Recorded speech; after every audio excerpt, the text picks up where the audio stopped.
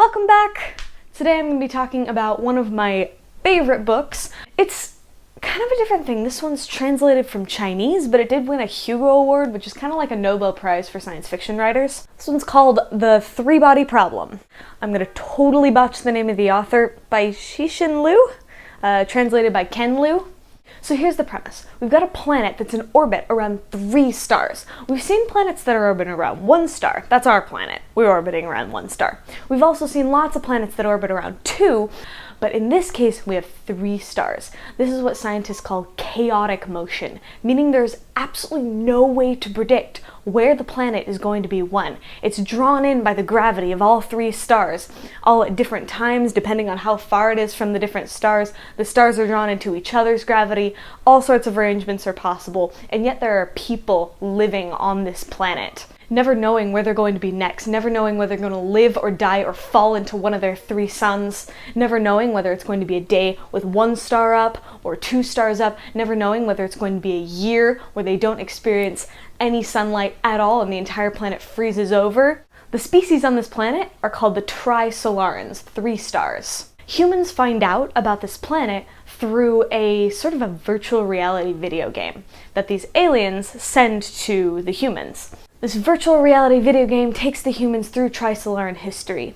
It brings them through their various stages of scientific and technological development as they try to figure out what's going on with their suns.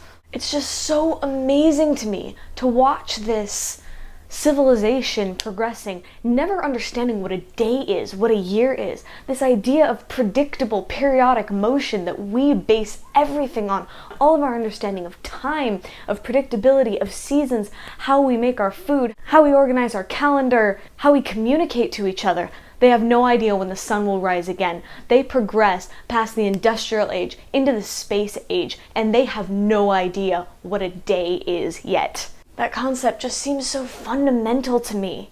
And yet they progress as a society without having it. They find ways of coping. They find ways of surviving. They dehydrate themselves for the long night. And the planet freezes over.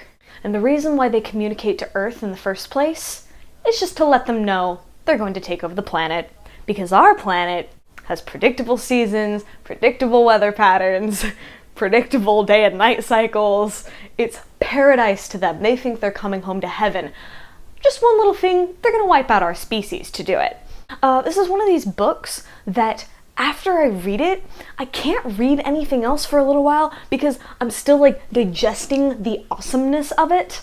This book talks about science and physics and sociology and psychology, concepts that I've never thought of before, never seen in science fiction before, even though some of them seem like such basic things. I would consider this to be a little bit of a hard science fiction book. This book is for you if you like thinking about those really, really weird, awesome things, and if you like having your mind blown a little bit by totally unpredictable plot twists. Book 2 is called The Dark Forest. It's about how Earth deals with the threat. Well, not so much threat as just an announcement. And there is a book 3, it's called Death's End, but I have no idea what that one's about because my Amazon order has not come in yet. It's by Cixin Liu, C-I-X-I-N. If you have any book recommendations for me, or if you've read this book and you have thoughts, let me know. I'm super curious what people think of this book because I haven't met very many people who've read it. If you want to hear more, subscribe to my channel, like this video, and I will see you next week.